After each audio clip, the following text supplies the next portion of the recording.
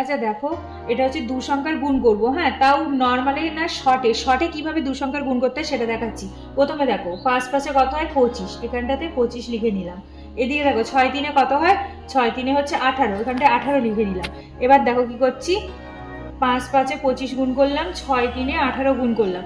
এবার কোনাকুনি গুণ করছি, দেখো এইটা 5 6 কত হচ্ছে 30 কোনাকুনি। এবার এখান থেকে এইটা গুণ করবো, 5 3-এ কত হচ্ছে 15, এদিকে কোনাকুনি গুণ 5 3-এ 15, এদিকে কোনাকুনি গুণ 5 6 30। এবার এই দুটো যোগ করব, তাহলে 30 আর 15 কত হচ্ছে, 30 আর 15 হচ্ছে কিন্তু 45, 45 হচ্ছে। এবার এই যে 45টা হলো ওটা এখানটায় যোগ করে দেবো, 45 এটা আমি নিচে যোগ করে দেবো।